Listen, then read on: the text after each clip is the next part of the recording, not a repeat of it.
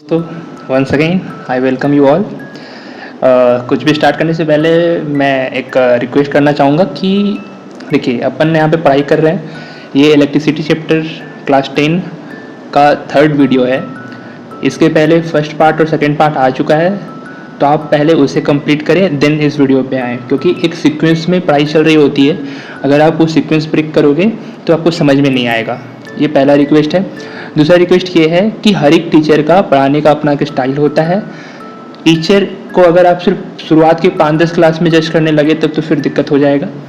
आपको एक पैटर्न उनके पास रहना पड़ेगा, कम से कम 15 दिन, 20 दिन, 1 मंथ, देन आप समझ पाओगे कि वो टीचर आपके लिए है कि नहीं। बहुत सारे स्टूडेंट्स के लिए अलग अलग टीचर का रिक्वायरमेंट होता है। मेरा पढ़ाने का स्टाइल ये है, अगर आप समझना चाहते हो तो आपको मेरे कोई भी एक चैप्टर जो भी आपकी क्लास का हो उसको पूरा कंप्लीट कर देखना पड़ेगा, तब आपको समझ में आएगा कि मेरे पढ़ाने का स्टाइल क्या है। अब मैं बता भी सकता हूँ, बट मैं बोलूँगा कि आप देखो ही। तो इस वीडियो को पूरा कंप्लीट देखना, और अगर पसंद हो, अच्छा लगे तो अपने दोस्तों के साथ शेयर करना, और जो चीज़ें होती हैं यूट्यूब पे सब्सक्राइब एंड बेल आइकन को दबाना, वो सब करना, ठीक है। तो वो हो गया। अब अपन स्टार्ट करते हैं चैप्टर, ठीक है। हम मतलब कि जो पुराना पार्ट में हो चुका है अब उससे आगे कंप्लीट करेंगे, ठीक है। So let's begin. तो अपना का टॉपिक है इस बार का जो स्टार्ट करना है, वो टॉपिक है factors on which the resistance of a conductor depends. अब ध्यान से सुनो, मैंने फिजिक्स में मैंने पहले ही बोला आपको कि अगर आपको फिजिक्स पढ़ना है तो ध्यान रखें आपको फिजिक्स को पढ़ने के लिए आपको 2 लैंग्वेज आना चाहिए। एक तो आपका मैथ बहुत अच्छा होना चाहिए और एक आपका इंग्लिश अच्छा होना चाहिए, और ये लोग दोनों से मिलके बनता है फिजिक्स का लैंग्वेज। अच्छा, जो कोर इंग्लिश का वर्ड होगा उसको हम लोग अभी फिलहाल फोकस नहीं डालेंगे, लेकिन जो फिजिकल टर्म्स होंगे, जो मैथ वाले कंपोनेंट्स होंगे, उसको बड़े ध्यान से पढ़ना है फिजिक्स में, ओके। मैं आराम से बोलूँगा, धीरे धीरे बोलूँगा, कोई दिक्कत नहीं है। हम लोग कम भी पढ़ेंगे बट अच्छे से पढ़ेंगे, ये हमारा मोटो है, ठीक है। फॉर एग्जाम्पल, इससे मैं क्या बताया और क्या बताना चाह रहा हूँ, आप ध्यान से सुने। फैक्टर्स मतलब होते हैं वो सारे कंपोनेंट्स। ऑन एक अंग्रेजी का वर्ड है, प्रीपोजिशन है, अपन छोड़ेंगे इसको। अब बोलेंगे भैया अभी इसको भी सिखा दो। अगर मैं सब कुछ सिखाने लग जाऊंगा तो ये जो 1 घंटे का वीडियो है वो 24 घंटे में भी कंप्लीट नहीं होगा। लेकिन ध्यान रखें, जिस तरीके से मैं बताऊंगा वो शायद ही आपको कहीं और मिले। तो फैक्टर्स वो कंपोनेंट होते हैं जिन पे अपना रेजिस्टेंस, देखिए रेजिस्टेंस ऑब्वियसली इंग्लिश में लिखा हो तो इंग्लिश का वर्ड है, बट ये वर्ड फिजिक्स से रिलेटेड इंग्लिश वर्ड है। फिजिकल इंग्लिश वर्ड बोल सकते हो आप, ज्योग्राफी से रिलेटेड इंग्लिश वर्ड हो सकते हैं, हिस्ट्री से रिलेटेड इंग्लिश वर्ड होता है। तो उसको हम लोग इंग्लिश वर्ड ना बोल के हम लोग फिजिकल वर्ड बोलेंगे, फिजिकल टर्म्स बोलेंगे। सो वन टर्म जो फिजिक्स में यूज होता है वो है रेजिस्टेंस। क्या होता है resistance? Resistance is the internal property of any conductor, any device, electrical device, due to which it resist करेगा द फ्लो ऑफ इलेक्ट्रॉन्स। याद है electric current flow of electrons कहता था, तो इलेक्ट्रिक करंट को जो रेजिस्ट करते हैं उसको रेजिस्टेंस बोलते हैं। वेरी गुड भैया। और यही है मेरा पढ़ाने का तरीका। एज ए रेजिस्टेंस मैंने पढ़ा चुका है, बट चूंकि अब एक वर्ड यहाँ पे आया तो मैं फिर से रिपीट करूँगा, मैं लाख बार रिपीट करूँगा, ताकि आपको मेरे साथ ही सब कुछ याद हो जाए। घर में आपको किताब कॉपी पलटने की जरूरत ना पड़े। लेकिन अगर आपने किताब कॉपी पलट लिया, घर में सेल्फ स्टडी कर लिया, तब आपको कोई नहीं रोक सकता। You are unbreakable, you are unstoppable, याद रखना, ओके। तो मैं ये बोल रहा हूँ कि फैक्टर्स ऑन विच रेजिस्टेंस मैंने डिफाइन करा of a conductor depends. Depends English word है, फैक्टर, ये सब लोग इग्नोर करेंगे। इसमें सिर्फ फिजिक्स के 2 कीवर्ड्स थे, एक रेजिस्टेंस और कंडक्टर। इसी तरह आप लोग भी रिवाइज करो, तुरंत रेजिस्टेंस रिवाइज कर लो, तुरंत कंडक्टर रिवाइज करो। What is conductor? Conductor is a device that provide easy flow to the electrons. यानी अगर इजी फ्लो कर रहा है, इसमें रेजिस्टेंस, कंडक्टर में रेजिस्टेंस बिल्कुल क्या होगा? कम होगा, तभी तो करंट का इजी फ्लो होगा भैया। हैं जी? हाँ जी। अच्छा, कंडक्टर का उल्टा क्या होता है? याद है मैंने बोला था आपको हमेशा बाइनरी में पढ़ना है, जिनकी द्वैत है। हर एक, अगर कोई काला है तो गोरा है, कोई लंबा है तो कोई पतला है। तो अगर कोई कंडक्टर है तो कोई इंसुलेटर भी होगा जो इजी पैथ फॉलो नहीं करेगा, वो एक बिल्कुल हार्ड टाइम देगा इलेक्ट्रॉन को फ्लो करने में। तो भैया उसका रेजिस्टेंस जो होगा इंसुलेटर में वो बहुत ज़्यादा हाई होगा। अच्छा बताओ, करंट बिल्कुल ना के बराबर होगा, बिल्कुल ना के बराबर। करंट बहता ही नहीं है, 0 के बराबर है जी, ओके। अच्छा, कंडक्टर और इंसुलेटर ऐसा नहीं कि बीच में कुछ होता नहीं है, एक बीच में भी डिवाइस होती है, कंडक्टर इंसुलेटर के अलावा होती है semi conductor, okay. Ohm's law को कौन फॉलो करता है? कंडक्टर, इसलिए उसको ओमिक कंडक्टर बोलते हैं। ओम्स लॉ को कौन फॉलो नहीं करता? सेमी कंडक्टर, इसलिए इसको नन ओमिक कंडक्टर बोलते हैं। मैं फिर से लिख दूं, अच्छे से समझते चले जाना। Non ohmic conductors are those conductors, लिख लो लिख लो लिख लो, अपने कॉपी में नोट्स बना लो। Non ohmic conductors are those conductors that don't obey Ohm's law. उनका जो ग्राफ बनेगा वी और आई का, वो स्ट्रेट लाइन ना बन के कर्व लाइन बनेगा। वो आर एग्जाम्पल दीजिए भैया नॉन ओमिक कंडक्टर का। तो मैं दे रहा हूँ ना, बताने की आवश्यकता बिल्कुल नहीं है आपको। नॉन ओमिक कंडक्टर का एग्जाम्पल होगा अपना सेमी कंडक्टर। ओमिक कंडक्टर का सारे कंडक्टर, मेटल, आप खुद ओमिक कंडक्टर हैं। आप जिस मोबाइल से पढ़ रहे हैं बताइए वो क्या होगा। अगर आपका मोबाइल का बॉडी मेटल बॉडी है तो वो तो कंडक्टर होगा, बट जो उसके अंदर जो कंपोनेंट्स है वो सेमी कंडक्टर है, वो सारे नॉन ओमिक कंडक्टर होंगे। Okay, let's continue. Complete an electric circuit. Electric circuit क्या होता है? एक पैथ जिसमें इलेक्ट्रिक करंट का फ्लो होता है, कंसिस्टिंग ऑफ ए सेल, जो पोटेंशियल डिफरेंस प्रोवाइड करता है। सेल और बैटरी में क्या डिफरेंस होता है, चलो बताओ कमेंट में, या फिर अपने मन में ही बताओ और आगे बढ़ो अगर कमेंट में नहीं लिखने का सरदर्द चाहते हो तो। याद है हाँ, सेल पोटेंशियल डिफरेंस प्रोवाइड करता था जिसकी वजह से करंट फ्लो कर पाता है। पोटेंशियल डिफरेंस भी, करंट आया आई, और उसको विलेन याद है आर। भी बराबर क्या सिखाया था, आई गुना R. This is what, Ohm's law. अच्छा, ये कब फॉलो होता है? At a constant temperature. क्या ये आपको याद है कि भूल गए आप? आपको याद होना चाहिए। ओके, सो अब क्या करो, आप एक एम मीटर लो। Ammeter is ampere meter, electrical device that measures electric current. और नाइक्रोम वायर लो। नाइक्रोम एक एलॉय है जो निकल और क्रोमियम से बना है, जिसका लेंथ एल होना चाहिए। और एक प्लग की लो जो स्विच ऑन स्विच ऑफ करेगा तो ओपन सर्किट क्लोज सर्किट का काम करेगा। मैं स्पीड में इसलिए बोलूँगा क्योंकि सारी चीज़ें रिवाइज हो रही हैं, और रिवाइज में अगर अपन ज़्यादा समय लेंगे तो आगे का कंटेंट नहीं पढ़ पाएंगे, इसीलिए फटाफट चीज़ों को करने चलो। देख लो यहाँ एम मीटर को हमने कैसे कनेक्ट करा, सीरीज में कि पैरेलल में? एम मीटर को हमने कनेक्ट करा है सीरीज में। तो बताओ, एम मीटर के साथ एक और डिवाइस पढ़े थे, बताओ। Yes, volt meter. Volt meter को कैसे कनेक्ट करेंगे? बोलो।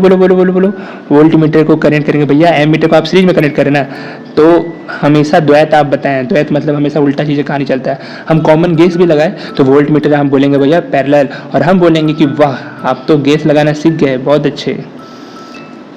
अभी अगर आप गैस अच्छा करते हैं तो बुढ़ापा में आपको गैस नहीं होगा, ये भैया का कहना है।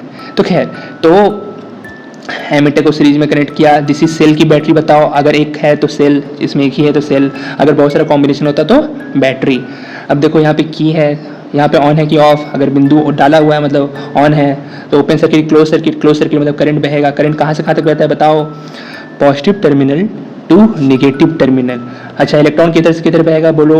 इलेक्ट्रॉन बहेगा from negative terminal to positive terminal. ये सारा चीज़ पहले का पढ़ा हुआ है, बीच बीच में मैं बताते रहूँगा ताकि आपका दिमाग में जंग ना लगे, आपको रिवाइज होते रहे। अब क्या करो, की ऑन कर दो और करंट का मेजरमेंट लो एम मीटर में। जब नाइक्रोम वायर एक पर्टिकुलर लेंथ L का तुमने उसको रिप्लेस कर दिया, कितना लेंथ से? 2L से, उसका लेंथ को दोगुना कर दिया, तब एम मीटर का रीडिंग लो। क्या वही रहेगा कि बढ़ जाएगा तो दोगुना होगा, 3 गुना होगा, 4 गुना होगा, कि घट जाएगा, आधा होगा, कि 1/3 हो जाएगा, 1/4 हो जाएगा? ये सारा रीडिंग आपको लेना है। ओके भैया, ले लेंगे। अब क्या करो, उस वायर को भी रिप्लेस कर दो, और अब की बार लेंथ सेम रखो बट थिकर कर दो उसको। थिक मतलब उसका मोटापा बढ़ा दो। नहीं समझ में आया भैया? अरे भैया, किसी भी रेक्टेंगुलर वायर में अगर ये लेंथ है तो इसको मोटा करोगे, इसको हाइट बोलते हैं, 3D ऑब्जेक्ट होता है ना, ठीक है। लेंथ सेम रखो, ब्रीथ बढ़ा दो, है जी, है जी। अब फिर से एमीटर का रीडिंग लो। एमीटर मतलब करंट का रीडिंग लो। एमीटर को कहाँ कनेक्ट किए हैं, बोलो फिर से? सीरीज में। वोल्टमीटर को कहाँ कनेक्ट करते हैं, बोलो फिर से? पैरेलल में। वोल्टमीटर क्या होता था?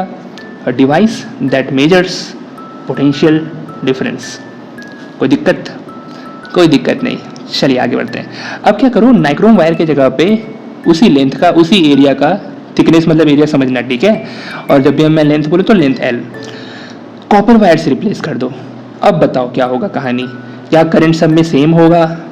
क्या करंट लेंथ पे डिपेंड करता है? क्या करंट एरिया पे डिपेंड करता है? यहाँ पे एक और बात लिखना चाहिए, क्या नेचर पे डिपेंड करता है। देखिए यहाँ पे नाइक्रोम वायर का नेचर अलग होगा, लेंथ एरिया तो दोनों का सेम था कॉपर वायर के जैसा ही, लेकिन कॉपर वायर का नेचर अलग होगा, क्योंकि कॉपर वायर जो है वो क्या है, बोलो आप? वो मेटल है। लेकिन जो नाइक्रोम वायर है वो क्या है, बोलो भैया? Alloy. What is alloy? Alloy is a homogeneous mixture of metal and non metals. समझे बात? हाँ जी, समझ गए। इन्हें डेफिनेट प्रोपोर्शन याद रखना। अच्छा, एक बात बताओ हमको, क्या हम इसके अंदर भी और भी घुसे कि होमोजेनियस मिक्सचर क्या होता है? इस तरह से मैं ABCD तक पहुंच जाऊंगा, पहला क्लास तक पहुंचने का तो मैं पहुंच सकता हूँ, इतना पैसेस है मेरे पास, मैं पढ़ा सकता हूँ ऐसे, बट समय नहीं है ना इतना, तो हम लोग आगे बढ़ते हैं।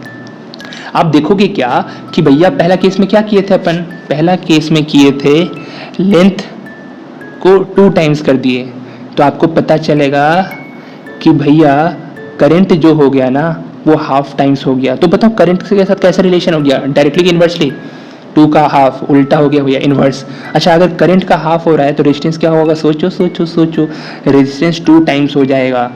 तो आप बोलो रेजिस्टेंस और लेंथ में कैसा रिलेशन है, रेजिस्टेंस लेंथ में डायरेक्टली प्रोपोर्शनल है, ये भी 2 टाइम्स हुआ था और ये भी 2 टाइम्स हुआ था, पहली बात। दूसरी बात, चलिए दूसरी बात, आप जब एरिया को थिकनेस को दोगुना किए तो करंट भी भैया पता है क्या, दोगुना हो गया, दोगुना हो गया, वाह दोगुना हो गया। अच्छा रेजिस्टेंस क्या होगा, करंट याद करो रेजिस्टेंस क्या होता है, resist the flow of electrons, यानी उल्टा रिलेशन है, वो रेजिस्ट करता है इलेक्ट्रॉन को। यानी करंट अगर बहुत आसान से बढ़ रहा है तो मतलब रेजिस्टेंस बहुत कम होगा। कितना कम होगा भैया, हाफ कम होगा। रीडिंग पूरा लिया जाता है, एक्सपेरिमेंटल डिटरमिनेशन है। एरिया 2 टाइम्स, ओहो हो, और रेजिस्टेंस हाफ टाइम्स, ये तो इनवर्स रिलेशन है भैया। यानी दूसरा रिलेशन क्या हो गया, resistance is inversely proportional to area. अच्छा पहला रिलेशन क्या था भैया, resistance is directly proportional to length. Okay okay okay, अब जिस पैटर्न में बताऊं यहाँ पे एक चीज़ मेंशन करना भूल गए, ये अगर आप टेम्परेचर बढ़ाते हो तो पता है क्या, रेजिस्टेंस भी बढ़ता है, और अगर टेम्परेचर घटाते हो तो रेजिस्टेंस भी घटेगा। कैसे रिलेशन है बोलो, डायरेक्टली प्रोपोर्शनल। बट ये तो ओम्स लॉ का डेफिनेशन में ही था कि एट ए कांस्टेंट टेम्परेचर, इसीलिए इसको मेंशन नहीं किया जाता है फॉर्मूला में। तो जो फॉर्मूला आर की बनेगी, नया फॉर्मूला बनेगी आर की, एक तो ओम्स लॉ वाला डेफिनेशन से और एक नया फॉर्मूला यहाँ से बनेगा जो डिपेंडेंस शो करेगा। अच्छा भैया तो अब मेरी बात सुनिए, फॉर्मूला तो हम बनाएंगे बट अब तक हम लोग क्या सीखे, पहला रेजिस्टेंस डिपेंड करता है लेंथ पे। अच्छा क्यों भैया, ऐसा कहा है डायरेक्टली प्रोपोर्शनल क्यों, मैं बताऊंगा, सब बताऊंगा। रेजिस्टेंस इन्वर्सली प्रोपोर्शनल क्यों भैया, अच्छा इन्वर्सली प्रोपोर्शनल कैसे लिखा जाता है, डायरेक्टली प्रोपोर्शनल साइन तो और 1/a लिखो। तीसरा resistance directly proportional to temperature, very good, अच्छी बात है। और चौथा जो रीडिंग जो लोगे कॉपर वायर में ज़्यादा आएगा, लेंथ एरिया सेम रखे हो तो, लेकिन नाइक्रोम वायर में कम आएगा। ऐसा क्यों होता है, ऐसा भी बताऊंगा, क्योंकि रेजिस्टेंस नेचर पे भी डिपेंड करता है। अब बोलेंगे भैया इसको याद कैसे रखेंगे, अच्छा याद तो हम बता ही देंगे बट पहले बताओ कि रेजिस्टेंस डायरेक्टली प्रोपोर्शनल लेंथ क्यों है, बोलो बोलो बोलो बोलो बोलो बोलो बोलो बोलो। चलो मैं सिखाता हूँ, ध्यान से सुनना, ठीक है। रेजिस्टेंस को मैंने क्या डिफाइन किया था, रेजिस्टेंस होता क्यों, what is the cause of resistance, it is due the collision of electrons with other electrons in the conductor या फिर other ions in the conductor. जितना ज़्यादा टकराना होगा भैया उतना ज़्यादा रेजिस्टेंस होगा। अच्छा अब इसे ध्यान से सुनो, तुम समझ लो कि वायर तुम्हारा रोड है, ये 1 किलोमीटर का रोड है, ठीक है, और एक और वायर लिए तुम उसी सेम रोड और सेम ही मटीरियल, एकदम हाईवे ही है, लेकिन अब की बार 2 किलोमीटर का रोड है। अब बताओ अपना इलेक्ट्रॉन अगर जा रहा है तो किसमें उसको ज़्यादा रास्ता ट्रेवल करना पड़ेगा, तुम बोलोगे भैया पहला में, तो हम बोलेंगे तुम बुड़बक हो, ज़्यादा रास्ता उसको ट्रेवल करना पड़ेगा दूसरा 2 किलोमीटर वाले में। अब जहाँ ज़्यादा रास्ता ट्रेवल करना पड़ेगा वहाँ ज़िंदगी में कॉलिजन भी ज़्यादा होगा, है जी।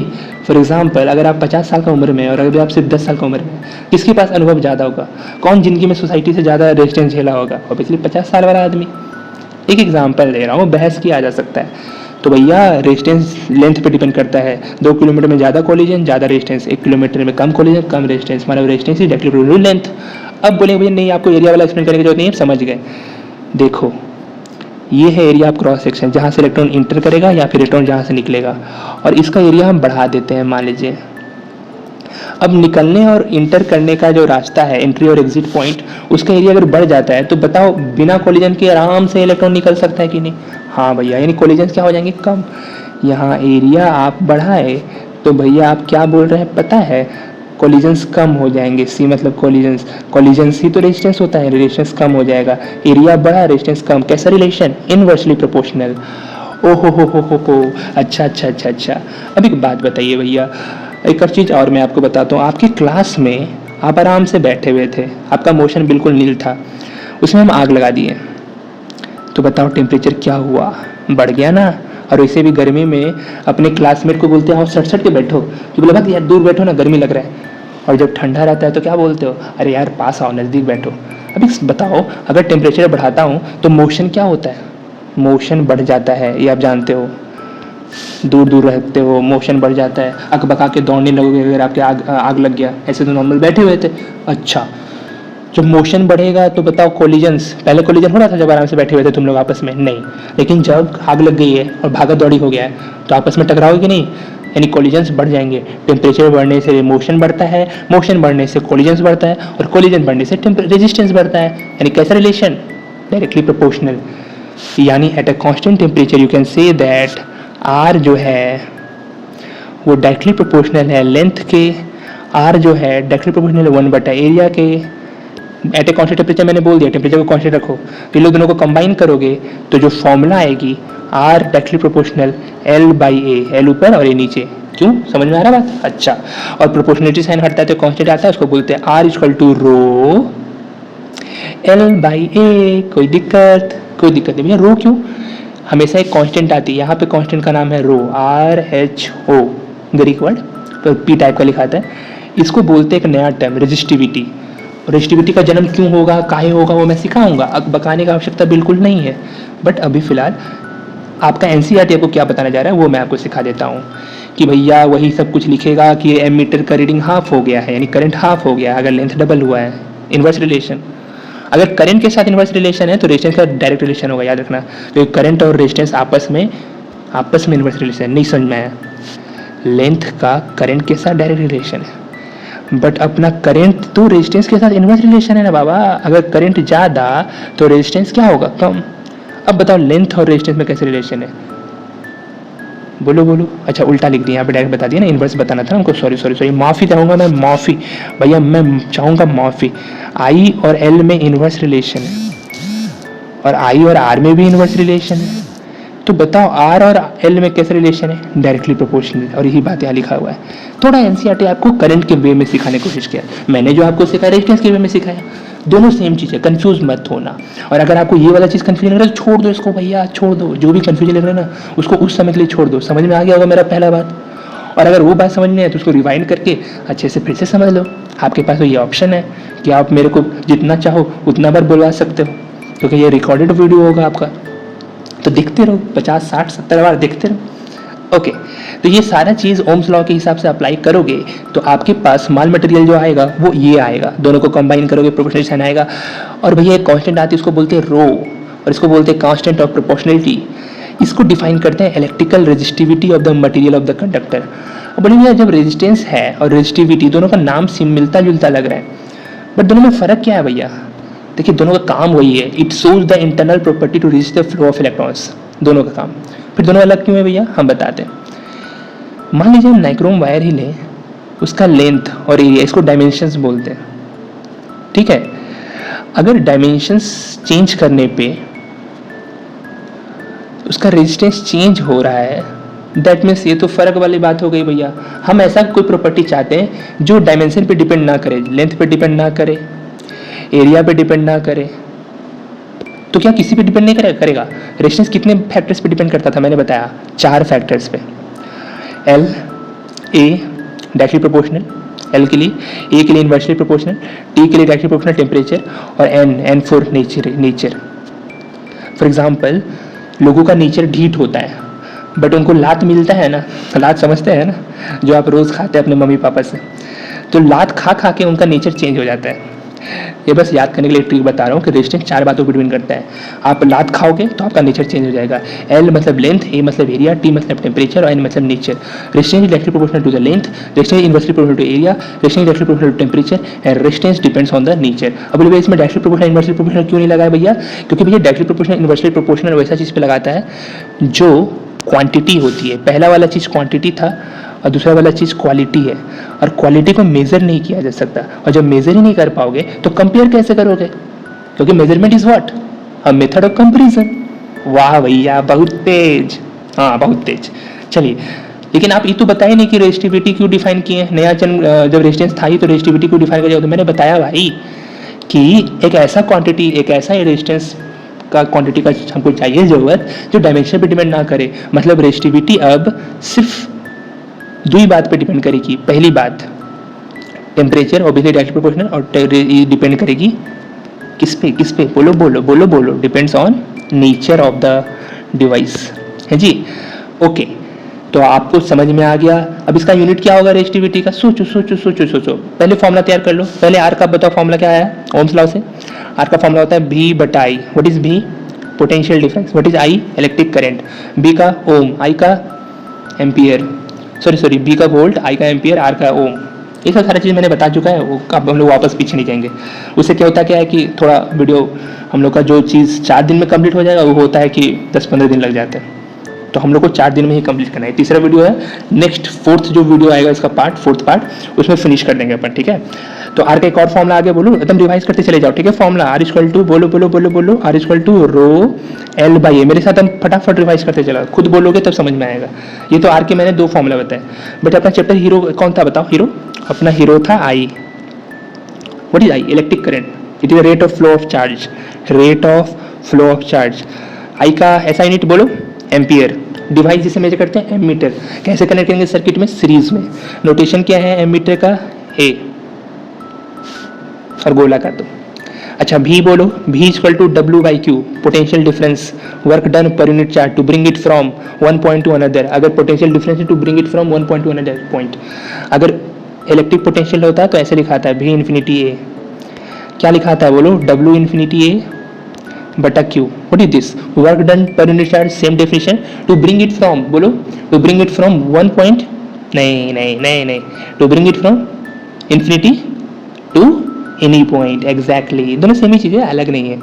तो ये अपना हीरो हो गया, ये अपनी हीरोइन हो गई। विलेन के बारे में आर बताया, आर के मैंने 2 फॉर्मूला बताया, एक ओम्स लॉ से और एक अभी हम लोग factors on which resistance depend, 4 बात था, उसमें 2 बात फॉर्मूला में इंट्रोड्यूस हो जाता है। टेम्परेचर क्यों इंट्रोड्यूस नहीं होता, क्योंकि वो तो फिक्स है कि at a constant temperature resistance को डिफाइन कर रहे हैं ओम्स लॉ के हिसाब से, तो इसलिए उस फॉर्मूला में नहीं आता। नेचर क्यों नहीं आता भैया फॉर्मूला में, क्योंकि भैया मैंने बताया ना कि जो भी चीज़ पढ़ोगे वो 2 चीज़ होगा, एक क्वान्टिटी और एक क्वालिटी।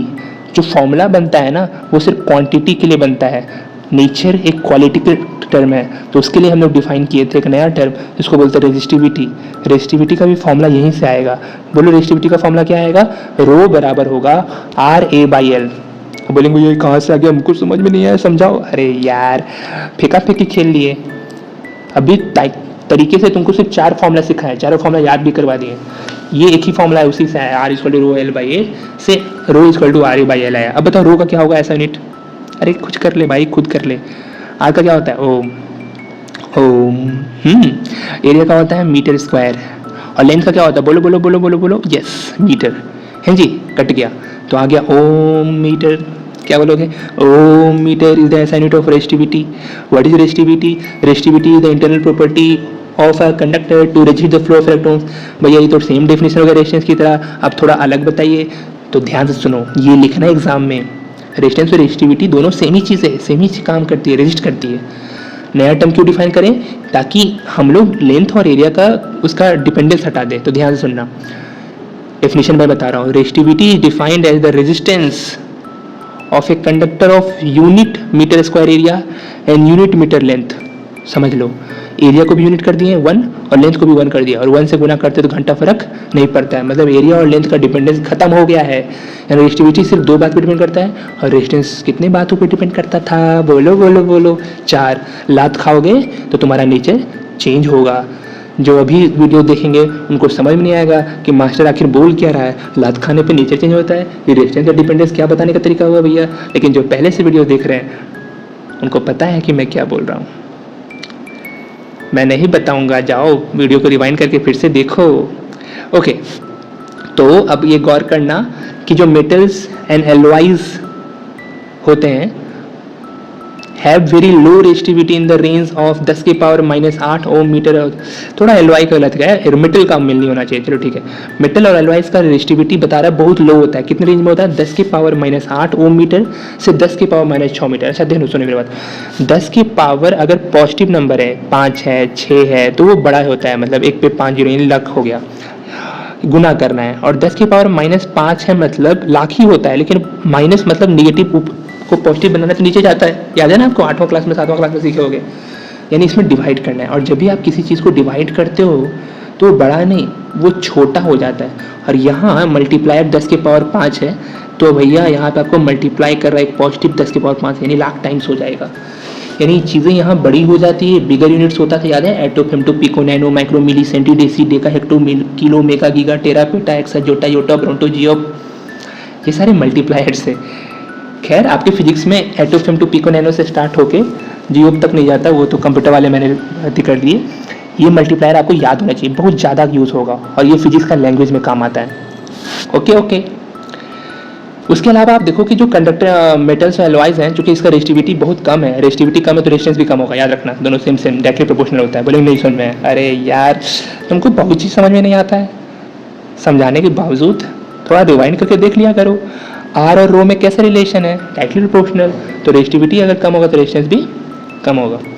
अच्छा, तो ये सारे गुड कंडक्टर कंसीडर करे जाते हैं, मतलब इनका रेजिस्टिविटी कम होगा। इंसुलेटर लाइक रबर और ग्लास, उनका रेजिस्टिविटी देखो 10 की पावर 12, 10 की पावर 17, देखो पॉजिटिव पावर्स यानी ज़्यादा, या नेगेटिव पावर्स यानी कम, समझाया था ना। Both the resistance and resistivity of a material very with temperature, ये तो मैंने बता ही दिया है, रेजिस्टेंस और रेजिस्टिविटी दोनों टेम्परेचर डिपेंड करेगा। अच्छा, नेचर पे भी डिपेंड करता है रेजिस्टेंस और रेजिस्टिविटी। तो रेजिस्टेंस और क्या बातों पर डिपेंड करता है, लेंथ और एरिया पे, लेकिन रेजिस्टिविटी किन दो बातों पर डिपेंड नहीं करता, लेंथ और एरिया पर डिपेंड नहीं करता। अच्छा, आप बार बार क्यों रिपीट कर रहे भैया, बोरिंग लगता है हमको, बार बार इसलिए रिपीट कर रहा हूँ ताकि अगर तुम्हारा दिमाग भूलना भी चाहे तो भूल ना पाओ। ओके, तो रेजिस्टिविटी एक एलॉय का जनरली हायर होता है जो कंस्टिट्यूएंट मेटल से होता है। फॉर एग्जांपल, ध्यान से सुनना, निकल एक मेटल है, क्रोमियम एक मेटल है, इसका अगर कुछ रेजिस्टेंस आता है, मान लो 5 ओम, बस एग्जांपल दे रहा हूँ, फैक्ट आपको याद करने की जरूरत नहीं, मुझे भी याद नहीं है, उसमें गूगल किया जाता है, नॉट इंपॉर्टेंट, आप कॉन्सेप्ट समझो। क्रोमियम का 10 ओम, तो जो इसका एलॉय होगा ना, इन लोग से अधिक ही होगा, मान लो 20 ओम होगा, ठीक है। इसका एलॉय बताओ कौन सा था, इसका एलॉय, इसका एलॉय था नाइक्रोम वायर, याद है, NiCH-ROMe, नाइक्रोम वायर। ओके, उसके अलावा ध्यान से सुनना, अब alloys do not oxidise, burn readily at high temperature, किसी भी हाई टेम्परेचर पे ऑक्सीडाइज नहीं होता है एलॉय, और यही कारण है कि जितने भी हीटिंग अप्लायंसेस हैं, जितने भी हीटिंग अप्लायंसेस हैं उसमें अपन यूज़ करते हैं एलॉय, ना कि मेटल। जो हीटिंग अप्लायंसेस आप उसमें मेटल भी यूज़ कर सकते हो, उसमें आप एलॉय यूज़ भी कर सकते हो। अब बोले भैया नहीं हम इंसुलेटर यूज़ करेंगे उसमें तो रेजिस्टेंस बहुत ज़्यादा, तो हीटिंग बहुत ज़्यादा, अरे बाबा, heating effect of electric current कहलाता है, इलेक्ट्रिक करंट का हीटिंग इफेक्ट है। अब अगर इंसुलेटर यूज़ करोगे जिसमें इलेक्ट्रिक करंट फ्लो ही नहीं करेगा तो उसमें हीट का पैदा होगा। पूरा टॉपिक सुन लो ना, heating effect of electric current, इसलिए इंसुलेटर यूज नहीं कर सकते, ठीक है। रेजिस्टेंस की वजह से कोलिजन ज़्यादा होगा, कोलिजन की वजह से हीटिंग ज़्यादा होगा, तो आपके पास ऑप्शन बचता है मेटल यूज़ करो या फिर एलॉय यूज़ करो। मेटल का रेजिस्टेंस कम होता है, एलॉय का रेजिस्टेंस ज़्यादा होता है, तो जिसमें रेजिस्टेंस ज़्यादा होगा उसमें कोलिजन्स भी क्या लगता है आपको, ज़्यादा होगा, और कोलिजन ज़्यादा को तो हीटिंग भी क्या होगा, ज़्यादा होगा। अभी ज़्यादा आदमी लोग से टकराओगे, ज़्यादा रेजिस्टेंस सोसाइटी देगा तो उतना गर्माहट नहीं आएगा, तुम गर्म नहीं हो जाओगे, हर आदमी से दूध झापड़ खाओगे तुम्हारे घर में से तो उतने नहीं गर्म हो जाओगे। हाँ जी, समझ में आ गया भैया, ठीक है। उसके अलावा एक और ऑप्शन है कि एलॉय को क्यों यूज़ करते हैं कि हाई टेम्परेचर पे भी अपना जो एलॉय है वो बर्न नहीं करता। अब देखिए, अगर आप मेटल यूज़ करोगे तो हाई टेम्परेचर पे वो आपका मेटल बर्बाद हो जाएगा, है ना जी, लेकिन एलॉय का जो रेजिस्टेंस है वो इतना हाई है कि वो हाई टेम्परेचर पे भी बर्न उसको होने नहीं देता। ये भी इंपॉर्टेंट फैक्टर है। For this reason they are commonly used in electrical heating devices. Alloys are used in electrical heating devices. कोई पूछे वाई, तो उसका 2 रीजन बोलना, because they have very high resistance और रेजिस्टिविटी, उनकी वजह से हीटिंग ज़्यादा होगा, एंड दूसरा रीजन लिखना, alloys do not oxidise burn और बर्न एट हाई टेम्परेचर। ये भी फैक्टर है, एक 2 रीजन तुम्हारे पास समझना है, एनसीईआरटी बता रहा है, ठीक है, याद रखना। 2 नंबर का क्वेश्चन आएगा, 2 रीजन लिखना है। कहाँ कहाँ हीटिंग अप्लायंसेज है देख लो। अच्छा, हीटिंग अप्लायंसेज कौन से फिनोमेना पे वर्क करता है, ये आगे आएगा। Heating effect of electric current. Electric current के तुम 3 इफेक्ट पढ़ोगे, हीटिंग इफेक्ट, मैग्नेटिक इफेक्ट, इसको तुम पढ़ोगे अभी यहाँ पे 10 क्लास में, और फिर 12 में फिर वापस से पढ़ोगे, और एक केमिकल इफेक्ट है, इसको तुमने अभी नहीं पढ़ा, 8 क्लास में पढ़ा होगा, 10 में नहीं पढ़ना है, बट 12 में पढ़ोगे, लेकिन फिजिक्स में नहीं, केमिस्ट्री में। चैप्टर नाम होगा इलेक्ट्रोकेमिस्ट्री, क्लास 12, चैप्टर नंबर 3 हम लोग के हिसाब से, वहाँ पे सॉल्यूशन को अगर सॉलिड चैप्टर को अगर फर्स्ट माने तो, खैर जाने दो। तो इलेक्ट्रिक करंट के 3 इफेक्ट होते हैं, हीटिंग इफेक्ट, मैग्नेटिक इफेक्ट और केमिकल इफेक्ट, जिससे हम लोग करंट वगैरह, केमिकल रिएक्शंस वगैरह करवाते हैं। अभी हम लोग हीटिंग इफेक्ट पढ़ेंगे थोड़ा देर में, अकबकाना नहीं। हीटिंग इफेक्ट में थोड़ा सा बता दूँ कि रेजिस्टेंस जितना ज़्यादा होता है हीटिंग भी उतना ज़्यादा होगा। इसका लॉजिक मैंने बताया, रेजिस्टेंस होता है कॉलिजन्स, कॉलिजन ज़्यादा होगा तो ज़्यादा हीट एनर्जी के रूप में वो निकलेगा, वेस्ट होगा इलेक्ट्रिकल एनर्जी। हीट एनर्जी कोई अच्छी एनर्जी नहीं होती, बट हम लोग का खासियत ये है कि हम लोग कोई वेस्ट वाला चीज़ को भी यूज़ कर लेते हैं, हम लोग बहुत इतने टैलेंटेड हैं। तो हीटिंग एनर्जी का जो वेस्टेज के तौर पे इलेक्ट्रिकल एनर्जी निकलती है उसको हम लोग heating effect of electric current का नाम देके हीटिंग अप्लाइंसेज में यूज़ कर लेते हैं, लाइक इलेक्ट्रिक आयरन, टोस्टर। और याद रखना उसमें हम लोग एलॉय यूज़ करते हैं ना कि मेटल।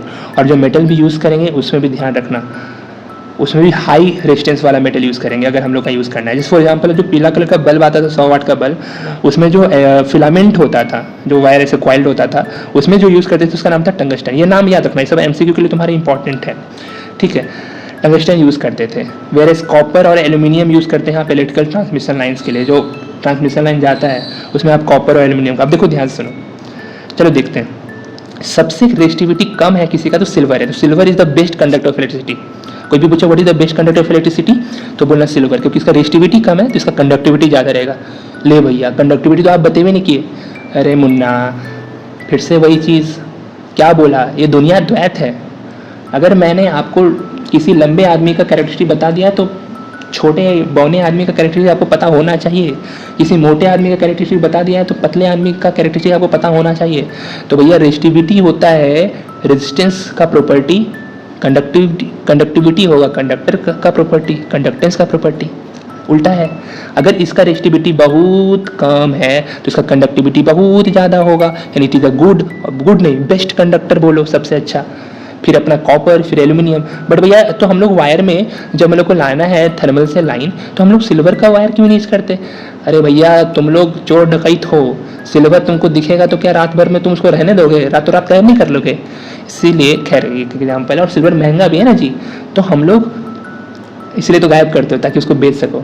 तो हम लोग सिल्वर ना यूज़ करके हम लोग कॉपर यूज़ करते हैं और एल्यूमिनियम यूज़ करते हैं। कॉपर और एल्यूमिनियम का तार यूज़ करते हैं नॉर्मली, क्योंकि उसका रेजिस्टिविटी बहुत कम है तो उसका कंडक्टिविटी बहुत ज़्यादा होगा।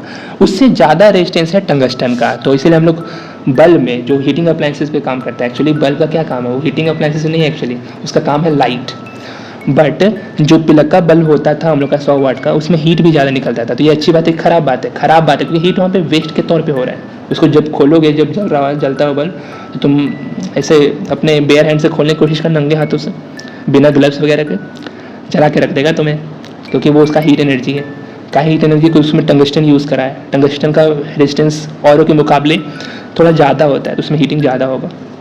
आगे देख लो निकल, आयरन, क्रोमियम, ये सब का रेजिस्टेंस और बढ़ते चले जा रहा है। नाइक्रोम, इससे जो एलॉय बनेगा उसका रेजिस्टेंस और ज़्यादा होगा। तो ये सारे कंडक्टर्स थे। अब एलॉयज देख लो, एलॉयज में भी ध्यान से सुनना, तुम्हारे एग्जाम में क्वेश्चन आया, मान लो what is the metal constituent of a constantan alloy.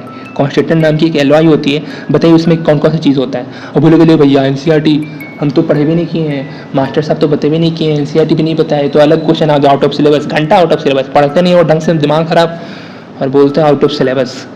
Constantan में दो चीज़ है, यहाँ सुनो, C for copper, N for निकल। मैं बस याद करने का तरीका बता रहा हूँ। कॉन्स्टेंटन में कॉपर है, CO कॉपर, और N फॉर निकल, कॉपर और निकल। मैंगनीन भैया मैंगनीन, ध्यान सुनिए, मैग्नीशियम, सॉरी ये क्या ट्रिप आ जाता है, मैग्नीशियम, सॉरी मैग्नीशियम, मैंगनीन है ना, मैंगनीज, कॉपर और निकल। तो बस मैंगनीन याद रखना, कॉन्स्टेंटन में कॉपर निकल, और मैंगनीन में मैंगनीज, कॉपर और निकल। नाइक्रोम में तो मैंने बता दिया मेनली क्या होता है, निकल और क्रोमियम, उसके अलावा मैंगनीज और आयरन भी होता है, बहुत कम अमाउंट में होता है बट होता है। तो ये सब देखो, ये सब का एलॉयज का देखो, वो सब 10 के पावर -8 के रेंज में चल रहे थे, ये 10 के पावर -6 के रेंज में चल रहे हैं। मतलब भैया 10 मतलब निगेटिव में जो छोटा दिखता है ना वो बड़ा होता है, और जो बड़ा दिखता है वो छोटा होता है। मतलब कहोगे तो कंडक्टर का जितने भी मेटल्स हैं उनका रेजिस्टिविटी कम है और एलॉयज का रेजिस्टिविटी ज़्यादा है in compare to the conductor metal. Insulator का सबसे ज़्यादा होगा, देख लो ग्लास 10 के पावर 10 से 10 पावर 14 तक, हार्ड रबर 10 पावर 13 से 16 तक, सबसे ज़्यादा पेपर जो ड्राई होता है उसका। अब एक सवाल होता है कि क्या भैया हमको याद करना पड़ेगा? अरे यार मास्टर साहब और भैया से क्यों पूछ रहे हो? You need not memorize this values, ये आपकी एनसीईआरटी बोल रही है, कुछ याद करने का जरूरत नहीं है, बस इस वैल्यूज़ का यूज़ होगा न्यूमेरिकल प्रॉब्लम को सॉल्व करने में। तो फिर याद तो करना पड़ेगा एग्जाम में, नहीं याद सब कुछ दिया रहेगा, ठीक है, और नहीं दिया रहेगा तो सर को बोलना सर इसमें तो नहीं दिया, तो सर प्रोवाइड करेंगे वो न्यूमेरिकल वैल्यू, तभी तुम क्वेश्चन सॉल्व करना। कुछ भी रटने का जरूरत नहीं है, सब कुछ समझने का जरूरत है। क्लियर हो गया? ओके, देखो अब इतनी छोटी सी बात पढ़ने में हम लोग को लग गई टोटल 36 मिनट्स, क्योंकि भैया ये नेचर है, इस तरीके से ही पढ़ोगे, इस तरीके से पढ़ोगे ना तो तुमको एक चैप्टर जो है ना इतना बार बस पढ़ते पढ़ते रिवाइज हो जाएगा ना कि तुमको वापस से पढ़ने का जरूरत नहीं पड़ेगा। ऐसे तो तुम और रिवाइज करोगे तब तुम कितने आगे बढ़ जाओगे ना लोगों से, अपने पीयर से, तुम इमेजिन नहीं कर सकते। इसलिए बोलता हूँ कि कुछ नहीं करना है, बस मेरे साथ जो भी तुम्हारी क्लास के वीडियोस आ रहे हैं उसको होल हार्टेडली फॉलो करो। अब तक मैंने छोटे छोटे वीडियो नहीं बनाए, छोटे छोटे वीडियो बनाऊंगा तो लोग देखेंगे क्योंकि आप लोग का अटेंशन स्पैन कम हो गया, लेकिन प्रॉपर क्लास है, अच्छे से पढ़ो, ढंग से पढ़ो। ओके, तो आगे करते हैं और फिर हम लोग ये सब क्वेश्चन डिस्कस करेंगे लास्ट में, ठीक है।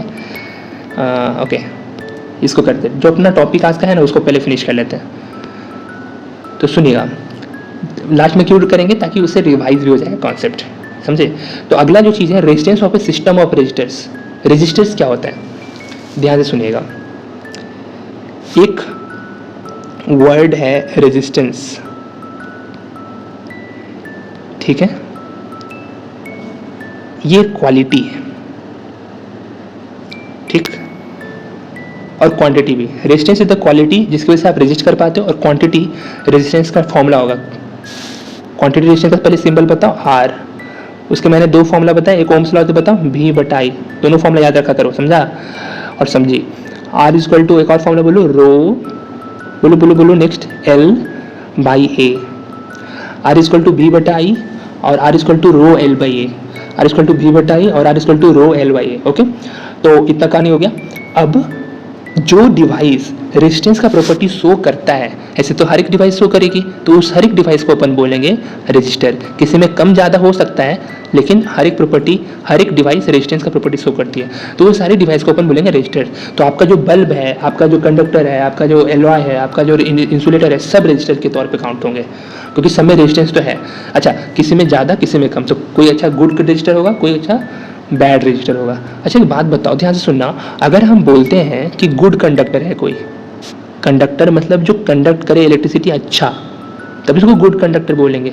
तो बताओ रजिस्टर कैसा होगा, गुड की बैड, तो बोलना बैड रजिस्टर, क्योंकि भैया अभी तो आप सीखा है कि दुनिया द्वैत है, तो अगर आप हमको एक चीज़ पढ़ा दोगे ना तो हम गारंटी लेते हैं कि इतना तो तेज़ आप करवाइए दिए हमको कि आपको दूसरा चीज़ पढ़ाने की जरूरत नहीं है। चलिए ठीक है, बहुत अच्छा समझा दिया आपको। तो इंसुलेटर जो है वो गुड कंडक्टर है कि बैड कंडक्टर है, वेरी बैड कंडक्टर भैया, तो रजिस्टर वेरी गुड रजिस्टर भैया। अच्छा चलिए आइए सीखते हैं। इतना अच्छा रजिस्टर कि करंट को बिल्कुल नहीं बहने देता है, ऐसा भी रजिस्टर यूज नहीं कर सकते आप सर्किट में। सर्किट में आप सिर्फ वैसे ही रजिस्टर यूज कर सकते हैं जो कम से कम थोड़ा बहुत करंट को तो बहने दे, इसलिए इंसुलेटर्स यूज नहीं होते सर्किट में।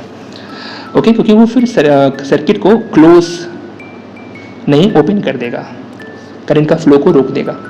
ओके, अब हम लोग क्या करें, सिस्टम ऑफ रजिस्टर, मतलब एक नहीं दो नहीं तीन चार को लेके हम लोग देखना चाह रहे हैं कि आखिर होता क्या है, कहानी जरा देख लेते हैं। ध्यान से सुनिएगा, अच्छे से समझिएगा। ओके, हम लोग सिंपल इलेक्ट्रिक सर्किट जब तक सीख चुके हैं। अब हम लोग क्या करेंगे कि इसको थोड़ा कॉम्प्लेक्स बनाएंगे, और उससे पहले हम लोग क्या पढ़ चुके हैं अब तक, जो करंट है अपना वो रेजिस्टेंस और पोटेंशियल डिफरेंस पे डिपेंड करता है। अच्छा, करंट जो है वो रेजिस्टेंस और potential difference across its end पे डिपेंड करता है, इसको ध्यान से सुनना। रेजिस्टेंस तो जो होगा उसका वो होगा, लेकिन पोटेंशियल डिफरेंस इंड्स पे डिफाइंड होती है। नहीं समझ में आया भैया? इसी R1 को देखिए, R1 का इंड है ये X और ये वाला पॉइंट, इसको हम A नाम दे दे रहे हैं। अच्छा R2 को देखिए, R2 का इंड है, इसको हम B नाम दे दे रहे हैं, ठीक है। R2 के इंड्स हैं A और B, और R3 के इंड्स हैं B और Y। क्या R1, R2, R3 के इंड सेम है? नहीं, अलग अलग इंड्स हैं, और पोटेंशियल डिफरेंस हमेशा एक पॉइंट से दूसरे पॉइंट के डिफाइंड होता है, इसी को बोलते हैं इंड्स। दैट मीन्स जब हम इसको ऐसे कनेक्ट करेंगे one after another, this is called series combination. Series combination में चूंकि इंड्स हर एक रेजिस्टेंस के लिए अलग अलग है, तो इसके पोटेंशियल डिफरेंस भी अलग अलग होंगे। R1 के लिए होंगे V1, R2 के लिए होंगे V2 और R3 के लिए होंगे V3। मतलब भैया तीन जो दोस्त थे, V बराबर IR, ओम्स लॉ याद है? इसमें सीरीज कॉम्बिनेशन में आप बोले एक के बाद एक को जोड़ने को सीरीज बोलते हैं, उसमें V अलग है, V डिफरेंट है। अच्छा भैया V डिफरेंट है, हमको तो R भी डिफरेंट दिख रहा है, देखिए R1, R2, R3 जो भी 1 2 3 लग जाए मतलब डिफरेंट है, इसलिए अगर सेम होता तो फिर RR लिखा था, RRR हो जाता है, लेकिन डिफरेंट इसलिए R1, R2, R3। अच्छा, जब V डिफरेंट है, R डिफरेंट है, और हमको याद आ रहा है कि जब तीन चीज़ में दो चीज़ डिफरेंट होते हैं, वो कांस्टेंट होना ही पड़ता है, तो I इस केस में कांस्टेंट होगा। ऐसा क्यों कांस्टेंट होता है भैया, मैं बताऊंगा, आपको बताने की आवश्यकता आपको बिल्कुल नहीं है। चलिए सीखते हैं। ओके, इसमें और कुछ अपने को सीखने लायक नहीं है। तो जितने भी इलेक्ट्रिकल गैजेट्स हैं उसको हम लोग रेजिस्टर के तौर पे यूज़ करते हैं, वो मैंने बताया आपको, ठीक है। अब हम लोग ओम्स लॉ को कैसे अप्लाई कर सकते हैं इस समय सारा मैं सिखाऊंगा। तो देख लीजिए, R1 R2 R3 को आप इंटू इंट ज्वाइन किए, इस तरह इंटू इंट को ज्वाइन करने के तरीके को बोलते हैं resistors are combined in a series combination. What is the series combination of resistance? When resistance are connected और ज्वाइंड इंड टू इंड आपस में, then they are connected in series. कोई तकलीफ है आपको? दो तरीके से कंबाइन किया जाए, एक सीरीज और एक पैरेलल। अगर एंड टू एंड ना करके किसी एक पॉइंट से एक एंड और किसी दूसरे पॉइंट से सबका कॉमन एंड ज्वाइन करते हैं तो उसको बोलते हैं हम लोग पैरेलल कॉम्बिनेशन। वो भी पढ़ेंगे, आपको बताने की बिल्कुल आवश्यकता नहीं है, फिलहाल के लिए हम लोग इसको पढ़ते हैं। ओके, चलिए ध्यान से सुनते हैं। ये एमीटर है, कनेक्टेड इन बोलो सीरीज, क्या करती है? करंट को मेजर करती है। ऐसा यूनिट क्या होता है? एमीटर। बोलो ये सेल है कि बैटरी? बोलोगे battery. It is a combination of cell, क्या करती है? पोटेंशियल डिफरेंस प्रोवाइड करती है। करंट का कैसे कैसे बहता है बताओ? पॉजिटिव से निगेटिव। अच्छा, इलेक्ट्रॉन कैसे बहेगा? बोलो निगेटिव टर्मिनल से पॉजिटिव। ये क्या है? की ऑन है कि ऑफ है? तो ऑन है। Open circuit, close circuit, close circuit, current बह रहा है। यहाँ से यहाँ तक नापेंगे तो जो इसका वोल्टेज है वही आएगा, क्योंकि देखो ये सबके लिए कॉमन है। बट हम अगर x और a के बीच में नापते हैं तो R1 का वोल्टेज निकलता है, a से b के लिए नापते हैं तो R2 का निकलता है, और उसी तरह R3 का निकलता है। ठीक है, समझ में आ गया भैया? एक चीज़ आप समझा दी, आगे बढ़िए। और ये जो कॉम्बिनेशन है, देखो इस कॉम्बिनेशन में जो अपना रेजिस्टेंस का इंड है वो कॉमन इंड है। R1 एक्स और वाई के बीच में है, R2 भी एक्स और वाई के बीच में, R3 भी एक्स और वाई के बीच में।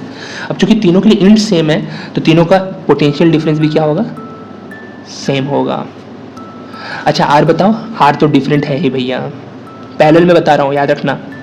पैरेलल में रेजिस्टेंस सेम इंड से कनेक्टेड होते हैं, लेकिन सीरीज में रेजिस्टेंस डिफरेंट इंड से कनेक्टेड होते हैं, and because of that potential difference same होता है, क्योंकि पोटेंशियल डिफरेंस का डेफिनेशन इंड्स यानी पॉइंट्स पे डिपेंड करता है, किस पॉइंट के बीच में आप डिफाइन कर रहे हो। याद है? One point to another, infinity to any point, ऐसे।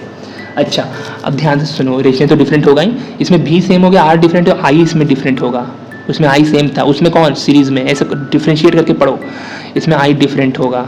अच्छा भैया, भी सेम क्यों होगा, भी डिफरेंट क्यों हो तो समझा दिए, लेकिन आई सेम और आई डिफरेंट क्यों होगा बताइए थोड़ा सा। तो हम बता रहे, ध्यान सुनो। अगर याद है हम बोले थे करंट का फ्लो को हम लोग इलेक्ट्रिसिटी बोलते हैं, बेसिकली करंट, ठीक है, करंट ही इलेक्ट्रिसिटी कहलाती है। यहाँ पे यहाँ किस चीज़ की करंट है याद है आपको? यहाँ है करंट है चार्ज का फ्लो, तो इसको समझो पानी की तरह। अब अगर वो एक ही रास्ता में है तो ऐसा नहीं लगता कि यहाँ पे अगर 1 लीटर पानी बहा है तो यहाँ पे भी 1 लीटर पानी ही पहुँचेगी, यहाँ पे भी 1 लीटर पानी ही पहुँचेगी, क्योंकि रास्ता चेंज नहीं हुआ है, सेम समतल भूमि, हाइट सेम है सबका। लेकिन अब सोचो ध्यान से, अगर आप 5 लीटर पानी ले जा रहे हो और यहाँ का हाइट है सिर्फ 1 मीटर थोड़ा ऊंचा है और यहाँ 5 मीटर ऊंचा है, तो आपको ऐसा नहीं लगता भैया कि इसमें ज़्यादा पानी बहने लगेगा और इसमें कम पानी बहने लगेगा, क्योंकि इसमें हाइट का डिफरेंस आ गया। बस बस बस बस बस, वेरी गुड, समझ में आ गया आपको। मतलब ये जो हाइट है इसको रोकने की कोशिश कर रहा है, यानी यहाँ पे आप बोलोगे रेजिस्टेंस, अच्छा, और ये जो पानी है वो एक्चुअली इलेक्ट्रिक करंट है, अच्छा, और ये जो रास्ता बटा एक्चुअली पोटेंशियल डिफरेंस का डिफरेंस क्रिएट हुआ। अब सुनो मेरी बात ध्यान से, ढलकाओ, जहाँ डिफरेंस ज़्यादा रहेगा पोटेंशियल डिफरेंस, वहाँ करंट भी ज़्यादा रहेगी, और जहाँ पोटेंशियल डिफरेंस कम है वहाँ करंट भी कम है। रेजिस्टेंस भी समझ सकते हो, कोई दिक्कत नहीं। मैं बस इतना बोलना चाह रहा हूँ, रास्ता चेंज होता है तो उसको बोलते हैं पैरेलल, और अगर सेम रास्ता है तो इसको बोलते हैं सीरीज। देखो यहाँ आए, यहाँ करंट आया, इसके पास 3 रास्ता है, इधर जा सकता है, इधर जा सकता है और इधर जा सकता है। 3 रास्ता मतलब पैरेलल में जा रहा है, लेकिन ऊपर वाले में एक ही रास्ता में तीनों भेटा गया, एक ही रास्ता में तीनों भेटा गया, इसको बोलेंगे सीरीज। अच्छा, ई रास्ता चेंज नहीं हुआ, ई मोड़ है। बस हम एग्जांपल दे रहे समझने के लिए, बहुत काम आएगा जब रजिस्टर पे जो न्यूमेरिकल्स आएंगे ना बनाने में, उसमें ही बहुत काम आएगा। तो अपना ये याद रखना, जो रास्ता चेंज कर ले उसको अपन बोलेंगे, चेंज का सिंबल है, उसको अपन बोलेंगे कैसा कॉम्बिनेशन? बोलो पैरेलल कॉम्बिनेशन। और जो रास्ता चेंज ना करे उसको कैसा बोलेंगे? बोलो अदरवाइज सीरीज कॉम्बिनेशन। कोई दिक्कत? सीरीज में क्या सेम होता है? मैंने बताया ना कि चूंकि सेम रास्ता है तो सेम पानी सब जगह, तो करंट सेम होता है, वोल्टेज डिफरेंट होता है, और आर भी डिफरेंट होता है। वोल्टेज डिफरेंट क्यों होता है, करंट सेम क्यों होता है, मैंने बता दिए। पैरेलल में भी सेम होगा, आई डिफरेंट होगा और आर डिफरेंट होगा, क्यों वो भी मैंने बता दिए। अगर आपको समझ में आया तो थैंक यू बोलिए, लाइक कमेंट कीजिए, और नहीं समझ में आया तो रिवाइंड करके वापस से देखिए, आपको समझ में आ जाएगा। ये हमको खुद अपने आप पे भरोसा है भैया। अब हमको निकालना है इक्विवेलेंट रेजिस्टेंस। क्या होता है इक्विवेलेंट रेजिस्टेंस, ध्यान से सुनिएगा। एक टर्म है equivalent resistance, EQUIVALENT, equivalent resistance. For example ध्यान से सुनिए, मैं फिजिक्स, केमिस्ट्री, बायोलॉजी, साइकोलॉजी सब कुछ पढ़ा सकता हूँ क्योंकि मैं पढ़ना जानता हूँ। और आपके स्कूल में सब सब्जेक्ट के लिए एक टीचर है, और मैं अगर आपके स्कूल में आ जाऊँ तो फिर किसी टीचर का ज़रूरत नहीं है, वो आपका स्कूल बन जाएगा वन टीचर स्कूल। तो ये जो मैं आ गया और सारी टीचरों की छुट्टी कर दी, उतना ही काम, वही सारा काम कर रहा हूँ, तो मैं कहलाऊंगा इक्विवेलेंट टीचर। क्यों इक्विवेलेंट टीचर, जितने भी आपके टीचर थे उनको गायब कर दिया मैंने, और वो जितना काम करते थे उतना मैं अकेले कर दे रहा हूँ, तो उसको बोलते हैं इक्विवेलेंट रेजिस्टेंस। अच्छा, ये बात है भैया। इक्विवेलेंट रेजिस्टेंस क्या होगा, इक्विवेलेंट रेजिस्टेंस वो रेजिस्टेंस होता है जो अब तक के सारे रेजिस्टेंस जितने मिल के सारा रेजिस्टेंस प्रोवाइड करते थे वो अकेले कर देगा। समझ में आया, one single resistance that can provide the same resistance as done by the multiple resistors. समझ में आ गया, मल्टीपल रजिस्टर की जगह पे एक रजिस्टर आ जाए, उसी को बोलते हैं इक्विवेलेंट रेजिस्टेंस, और उसकी वजह से रेजिस्टेंस घटना बढ़ाना चाहिए, उतने सेम होना चाहिए। समझ में आ गया बात आपको, यानी करंट और वोल्टेज में डिफरेंस कोई अलग नहीं आना चाहिए। समझ में आया बात, कोई नो चेंज, रेजिस्टेंस कांस्टेंट ही होनी चाहिए। अच्छा ठीक है, समझ में आ गया भैया। तो अब सिखाइए आगे क्या करना है, सिखाते हैं। हम लोग को रेजिस्टेंस सीरीज पढ़ना है, इक्विवेलेंट रेजिस्टेंस सीखना है, उसके बारे में एक एक्टिविटी दिया हुआ, फटाक से हम लोग सीख लेते हैं। 3 रेजिस्टर्स हम लोग को डिफरेंट वैल्यूज़ के लगाने, 1 ओम, 2 ओम, 3 ओम। बैटरी दिया हुआ हम लोग का 6 वोल्ट, बैटरी समझ में आ गया, कॉम्बिनेशन ऑफ सेल। आप की को ऑन कीजिए, एम मीटर का रीडिंग लीजिए, ठीक है। अब क्या कीजिए, एम मीटर का पोजीशन को चेंज कर दीजिए। समझ में आ गया आपको, मतलब आप अभी क्या किए थे, अभी आप ध्यान सुनिएगा, अभी आप यहाँ रखे हो, अभी आप यहाँ रख दो, फिर यहाँ रख दो, फिर यहाँ रख दो, फिर यहाँ रख दो, अलग अलग एम मीटर का पोजीशन चेंज करके आप वैल्यू लो। अब बताओ कि करंट का वैल्यू सेम आया कि अलग अलग आया। आपको पता चलेगा कि जो एम मीटर का रीडिंग है वो सब जगह सेम है, मतलब सीरीज कॉम्बिनेशन में एम मीटर जो कि करंट रीड करती है, करंट हर जगह सेम होती है। अब वही तरह वोल्टेज चेंज करो, वोल्टेज का रीडिंग लो अलग अलग जगह पे, तो वोल्टेज आपको अलग आएगा, R1 के लिए अलग आएगा, R2 के लिए अलग आएगा, और R तो अलग है। समझ में आया बात आपको, पूछ रहा है do you find any change in the value of current through ammeter. घंटा चेंज होगा भैया, भैया आप सिखा चुके हैं कि एमीटर में रास्ता सेम है, तो सब जगह सेम पानी फ्लो करेगा, मतलब सब जगह सेम करंट बहेगा, और ये हम लोग एमीटर का रीडिंग से वेरीफाई कर लिए। समझ में आ गया, जो भी आप थ्योरी देते हो उसको अपने एक्सपेरिमेंट से आपको वेरीफाई करना ही होता है। This is pure physics.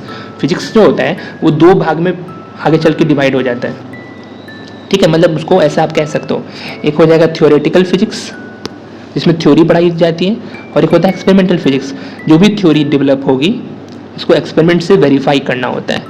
Without any verification science टिक ही नहीं सकता। साइंस के हर एक फैक्ट को आप वेरीफाई कर सकते हो, और अगर किसी भी फैक्ट को वेरीफाई नहीं कर सकते हो तो समझ जाना वो साइंस नहीं है, वो एक स्यूडो साइंस। स्यूडो साइंस समझ में आता है कुछ, स्यूडो साइंस क्या होता है। आप साइंस के स्टूडेंट हो के आपको समझ में आना चाहिए। आपके सोसाइटी में बहुत सारा चीज़ साइंस के नाम पे बेचा जा रहा होगा, बट अगर आपको जानना है तो याद रखना, falsification, verification is the key to know कि ये टर्म साइंस है कि नहीं। स्यूडो साइंस फॉल्स साइंस होती है जिसको वेरीफाई आप कर ही नहीं सकते, एम ही बस थ्योरी है, चल रही है उसकी। जो थ्योरी एक्सपेरिमेंट से बैकअप नहीं की जा सकती, हाँ वो हो सकता है कि एक्सपेरिमेंट बाद में किए जाएंगे, अभी एक्सपेरिमेंट करना पॉसिबल नहीं है, टेक्नोलॉजी पॉसिबल नहीं है, बट ऐसा नहीं कि बिल्कुल पॉसिबल ही ना हो, दैट मीन्स वो साइंस में काउंट नहीं होगा फिर। ओके, सो आपने देखा कि जो एम मीटर का रीडिंग है वो इंडिपेंडेंट है पोजीशन का, मतलब कि सीरीज कॉम्बिनेशन में करंट हर जगह सेम होता है, वही बात जो मैंने आपको सिखाई। अब इस बात को यही से सिखा रहा है, अब इसको रीडिंग को आप खुद से लीजिएगा। देखिए वोल्ट को हम लोग यहाँ पे अलग नापे, यहाँ पे अलग नापे, यहाँ पे रीडिंग अलग आ रही है, मतलब भैया सीरीज कॉम्बिनेशन में जो वोल्टेज की रीडिंग आती है वो डिफरेंट आती है, करंट की रीडिंग सेम आती है। एक ही बात यहाँ पे लिखा हुआ था, आपको कोई तकलीफ नहीं होनी चाहिए। अच्छा एक बात ध्यान से सुनो मेरी बात, आपकी लाइफ में एक बंदा चेंज हो रहा है और एक बंदा चेंज नहीं हो रहा, आपकी लाइफ में हमेशा है। जैसे आपके मम्मी पापा जब से आप पैदा हुए सब हमेशा आपके साथ हैं, बट आपने बनाया था अपना एक बॉयफ्रेंड या फिर एक गर्लफ्रेंड। अब सुनिए मेरी बात, क्या कहानी है कि ये आपके जीवन में नहीं था और ये फिर आपके जीवन में आया और फिर नहीं रहा, तो ये हो रहा है चेंज।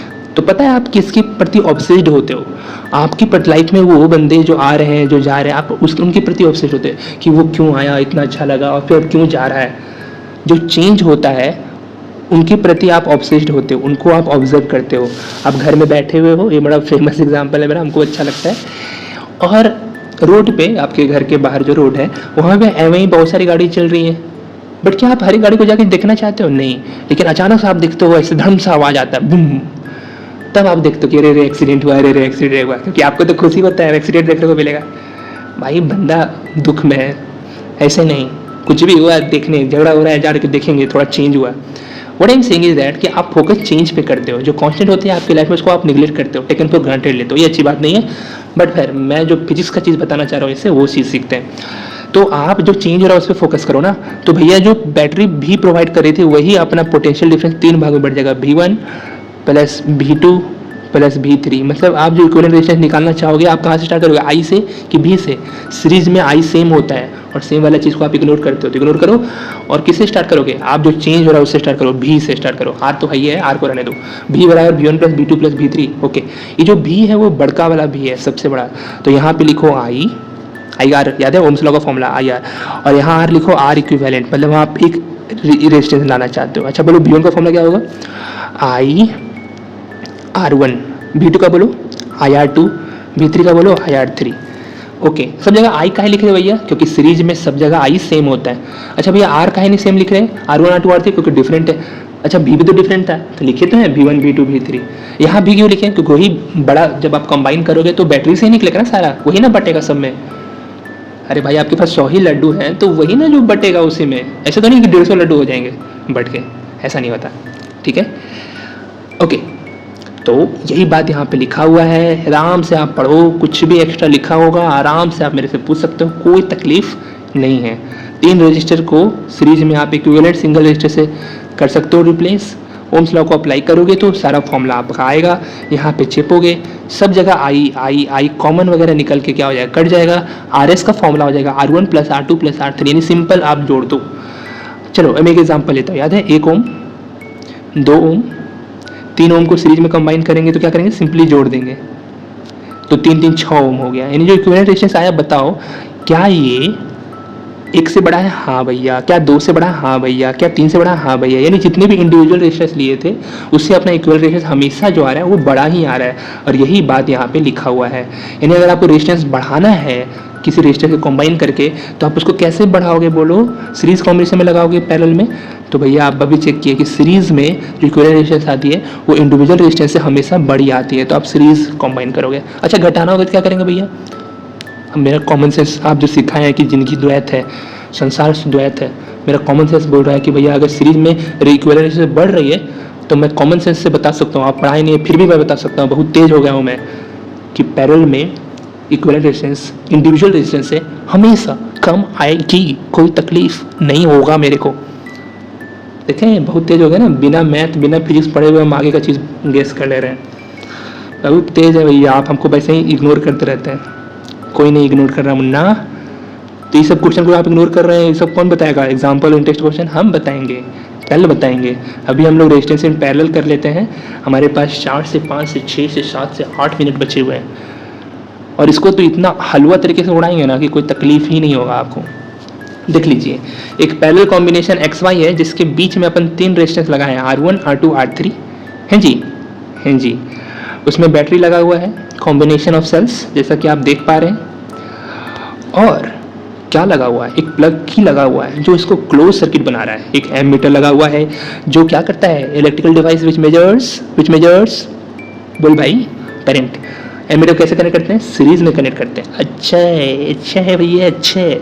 और एक वोल्ट मीटर लगाए हैं, देखिए X और Y के क्रॉस में। अब इसको पैरेलल कैसे बोलेंगे? देखिए ये रास्ता जा रहा था, करंट जा रहा था। ओ भाई X के पास तो 3 रास्ता बढ़ गए, इधर भी जाऊँ, इधर चला मैं, उधर चला, जाने में किधर चला, रास्ता change, parallel combination. R1 R2 R3 in parallel combination. मैंने बताया है कि इसमें वोल्टेज डिफरेंट आने वाला नहीं है, वोल्टेज सेम आने वाला है और करंट डिफरेंट आने वाला है। तो करंट जाएगा बहते बहते बोलेगा मेरे पास तो 3 रास्ता हो गए, अब मैं तीनों में अलग अलग करंट बहूँगा।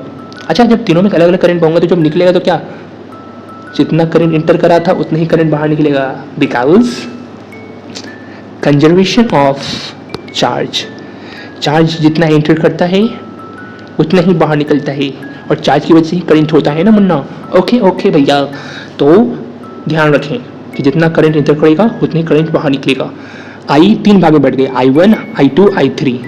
तो इस केस में हम लोग जो अपना प्रूफ स्टार्ट करेंगे वो हम लोग स्टार्ट करेंगे किससे, आई से स्टार्ट करेंगे, क्योंकि आपने बताया था हम लोग फोकस किस पे करते हैं, हम लोग फोकस जो रखते हैं अपना, वो हम लोग फोकस अपना चेंज पे रखते हैं भैया। अपना फोकस किस पे रखते हैं, चेंज पे रखते हैं, और उससे ही हम लोग का कहानी स्टार्ट होती है। तो आई जो है वो 3 भाग में बट गई। अब आई का फॉर्मूला बताओ ओम्स लॉ से। तो बोले ले हमको तो पता नहीं, अरे बाबा भी बराबर आई यार, आर को इधर फेंक दो तो आई इक्वल टू हो जाएगा भी बटा आर। अच्छा भैया चलिए लिखते हैं, भी को हम लिख सकते हैं भी बटा आई को लिख सकते हैं भी बटा आर पी। पी मतलब समझ लो इक्विवेलेंट भी लिख सकते तो पी लिख दो मतलब सॉरी पी मतलब पैरेलल, वहाँ एस लिख सकते थे आर एस सीरीज। बोलो आई वन का क्या होगा, भी बटा आर वन। अच्छा बोलो आर टू का क्या होगा, भी बटा आर टू। कहाँ से आ रहा है, ओम्स लॉ से आ रहा है। ओम्स लॉ क्या था, at a constant temperature V is directly proportional to the I, यानी potential difference is directly proportional to the current, या फिर इसको ऐसे भी बोल सकते हो at a constant temperature current is directly proportional to the voltage. याद रखना, बहुत काम का बात है। तो भैया भैया भैया ऐसा ऐसा है कि अरे यार क्या बकचोदी कर रहे हैं, सीधा पढ़ाइए ना। हाँ पढ़ा रहे हैं। भी जो सेम चीज़ है उसको कांस्टेंट लेके बाहर ऐसे आराम से बारिश करवा के कटवा दो तो भैया क्या होगा, इतनी सुखी इतना खुशी आपको कभी कटने पे नहीं होगा जितना यहाँ पे हो रहा है। क्वेश्चन में न्यूमेरिकल बनाते समय अगर कुछ कॉमन निकल के कट जाए, इतना परम आनंद की अनुभूति होती है कि कुछ कहा नहीं जा सकता। और वही अगर आपका अपना नंबर कट जाए तो बहुत दुख होगा, बहुत। तो ये आ गया 1 बटा आर पी बराबर 1 बटा आर वन प्लस 1 बटा, यानी रेसिप्रोकल करके इसको जोड़ते हैं। और जब भी चीज़ों को रेसिप्रोकल करोगे तो वो अपने आप से घट जाती, याद है। और जब घटी हुई वैल्यू को और जोड़ोगे तो वो और घट जाएगी। नहीं मैं बस बता रहा हूँ। तो यानी इंडिविजुअल रेजिस्टेंस से इस केस में जो इक्विवेलेंट रेजिस्टेंस आने वाला है वो एक घटी हुई वैल्यू आने वाली हमेशा। तो अगर आपको रेजिस्टेंस को घटाना है तो you should combine them in parallel combination. और यही बात मैं आपको चिल्ला के लाख मरतबा बता चुका हूँ। ये जो 2 प्रूफ मैंने बताए उसको बड़े अच्छे तरीके से माल मटेरियल के साथ पढ़ना, बिकॉज आपको तकलीफ होगी अगर अच्छे से नहीं पढ़ोगे तो। ये सब चीज़ें मैं एग्जाम्पल्स और इंटेक्स छोड़ दे रहा हूँ। मैंने बोला है, प्रॉमिस करा आपको कि नेक्स्ट वीडियो में इस सारे को मैं डिस्कस करूंगा। अब बढ़िया नेक्स्ट वीडियो में क्यों डिस्कस करेंगे भैया, उससे होगा क्या कि ये जो भी मैंने आज थ्योरी दिया आपको न्यूमेरिकल के थ्रू, एग्जाम्पल के थ्रू, इंटरेस्ट के थ्रू, ये सारी चीज़ रिवाइज हो जाएगा उस दिन। समझ रहे हो बात। अब चलिए छोटी छोटी बात बताओ मेरे को। सीरीज कॉम्बिनेशन क्या था, जिसमें रास्ता चेंज ना हो। तो करंट क्या उसमें सेम होता है, हाँ सेम होता है, हर जगह 2 लीटर पानी बहेगा क्योंकि सेम हॉरिजॉन्टल लेवल है। अच्छा भैया अब एग्जांपल दिए थे उसे समझाने के लिए। तो भैया करंट कांस्टेंट होता है, ठीक है। अब एक बात बताओ, इलेक्ट्रिक बल्ब और इलेक्ट्रिक हीटर है आपके पास, क्या उसको तुम सीरीज में कंबाइन करोगे? सोचो, बस कॉमन सेंस लगाओ। क्या इलेक्ट्रिक बल्ब और इलेक्ट्रिक हीटर के दोनों को सेम तरह का करंट का रिक्वायरमेंट है? नहीं, इलेक्ट्रिक हीटर को ज़्यादा करंट का रिक्वायरमेंट है, इलेक्ट्रिक बल्ब को कम करंट का रिक्वायरमेंट है। इलेक्ट्रिक बल्ब उतना रेजिस्टेंस झेल नहीं सकता है, लेकिन इलेक्ट्रिक हीटर उतना रेजिस्टेंस झेल सकता है।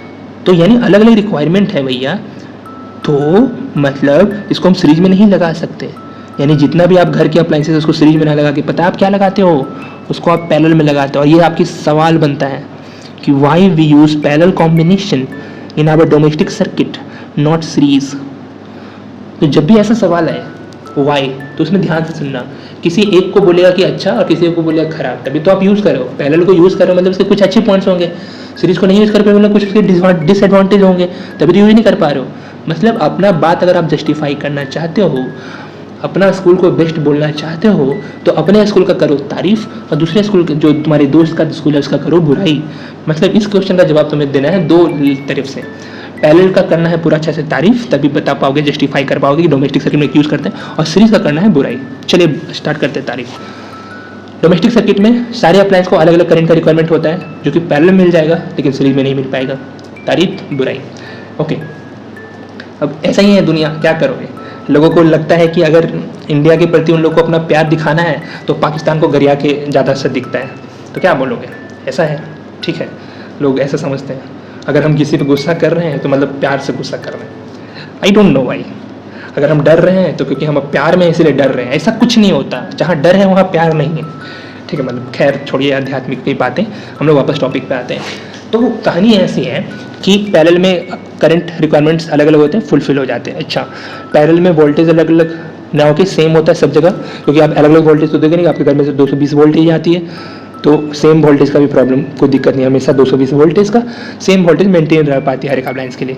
वो अलग बात है कि आप अलग अलग अप्लायंसेस में स्टेबलाइजर यूज़ करके उसको वोल्टेज को रेगुलेट कर सकते हो। अच्छा ओके भैया, और बताइए, अगर कोई सर्किट ब्रेक कर जाती है सीरीज में तो रास्ता तो वहीं टूट गया, तो सर्किट ब्रेक हो जाएगी टोटल। लेकिन पैरेलल में अगर कोई किसी अप्लायंस का खराब होता है तो सिर्फ वो वाला सर्किट ब्रेक होगा, वो वाला ब्रांच ब्रेक होगा। नहीं समझ में है? हम समझाते हैं। कहाँ गया पैरेलल वाला? देखो, इसमें दो R1 R2 पैरेलल में अगर ये खराब होती है रेजिस्टेंस तो इसको घंटा फर्क नहीं पड़ेगा, इसका रास्ता तो पूरा ठीक है ना, इधर से तो करंट बहता ही रहेगा। तो यानी अगर आप बल्ब और हीटर एक साथ लगा देते हो तो बल्ब अगर फ्यूज़ होकर खराब हो गया तो आपका हीटर भी नहीं चलेगा। लेकिन हम लोग पैरेलल कॉम्बिनेशन यूज़ करते हैं और उसमें होता ये है कि हम लोग का बल्ब फ्यूज़ भी होता है, फिर भी हम लोग का हीटर वगैरह या फ्रीज वगैरह अच्छे से चल रहा होता है। समझ में आ रहा है बात? अच्छे से आपको एक एक चीज़ को एक्सप्लेन करना है। और एक और बात बताओ, जो स्विच है यहाँ पे, जो की है, उसको एक रखोगे तो यहाँ पे एक बंद करोगे तो पूरे का अप्लायंस बंद हो जाएगा। डिफरेंट स्विचेस प्रोवाइड करना इम्पॉसिबल है सीरीज सर्किट में, लेकिन डिफरेंट स्विचेस प्रोवाइड कर सकते हो। किसमें? बोलो बोलो बोलो। पैरेलल में। अब ऐसा नहीं कि सीरीज में लगा दिए तो अपना बल्ब बंद किए, इलेक्ट्रिक भी बंद हो गया। समझ में है? सब डिसएडवांटेज है। तो यही सब सारा चीज़ यहाँ पे लिखा हुआ है कि एक मेजर डिसऑर्डर ये भी है कि अगर कोई भी कंपोनेंट फेल होता है तो भैया पूरा सर्किट ब्रेक हो जाएगा। फेरी लाइट्स तो हम लोग दिवाली में यूज़ करते हैं, मैरिज सेलिब्रेशन में, उसमें देखते हो एक फ्यूज़ होता है तो फिर उसमें दिक्कत होता है कि कौन सा बल्ब डेड बल्ब है। अब तो खैर ऐसा आ गया है कि एक फ्यूज़ हुआ तो बाकी सब ऐसे भी चलते रहेगा, वो अलग तरीके से। लेकिन पहले क्या होता था कि एक डेड बल्ब निकलता था, पता करते रहो, वो पूरा बर्बाद हो गया। उतना सारे में कैसे पता चलेगा कि कौन सा बल्ब फ्यूज़ हुआ है? सीरीज कॉम्बिनेशन होता था वो। ठीक है, और करंट का वही मैंने बताया, कुछ खासियत ये है कि हर एक गैजेट का रिक्वायरमेंट अलग अलग है। ऑपरेशन का रिक्वायरमेंट मतलब डिफरेंट करंट रिक्वायरमेंट्स वो सिर्फ पैरेलल में प्रोवाइड हो सकता है। यही यहाँ पे लिखा हुआ है, अच्छे से समझ लेना। तो ये बात हुई। अब देखिए कल क्या होगा, कल अपन ना पूरा ये सब जो न्यूमेरिकल मैंने छोड़े हैं एग्जाम्पल्स और इंडेक्स के, वो सारी चीज़ मैं डिस्कस करूँगा। उसका एक लॉजिक है, जितना भी चीज़ अपन पढ़े सारा चीज़ उससे रिवाइज हो जाएगा। अगर कोई बंदा नहीं भी पढ़ा है ना तो उसको मैं कल ही एक पूरा समरी दे दूँगा अब तक का पढ़ा हुआ चीज़ का, उससे फ़ायदा होगा आपको। जो भी मैंने याद करवाया अब तक वो एकदम होता है ना कि वो ताबूत होती है, उसमें अंतिम कील की आवश्यकता होती है, जिससे वो पूरा चला जाता है अंदर, वो अंतिम कील लग जाएगा आपके ताबूत में, एकदम परफेक्ट याद हो जाएगा। तो आई विल से कि नेक्स्ट वीडियो के लिए आप वेट करो अच्छे से, और जब आएगा तो अच्छे से उसको देखना। पहले तो ये वीडियो अच्छे से देख लो और अपने दोस्तों के साथ शेयर कर दो, उनके साथ फिर से देखो, उनको समझाते हुए देखो। उनको अगर कोई मेरी बात समझ नहीं आए तो, लेकिन आपको तो समझ में आ गई है, तो आप उनको समझाना कि देखो भैया ये कहना चाह रहे हैं कि ऐसे ऐसे ऐसे। ओके, तो ठीक है, अपन अभी 1 घंटा 5 मिनट शायद हो गया है, मतलब 1 घंटा के अराउंड भी है। तो अभी रखते हैं इतना ही, फिर मिलेंगे नेक्स्ट वीडियो में। अभी भी के लिए Radhe Radhe, tata, bye bye, good night, सायोनारा, टेक केयर, ओके बाय।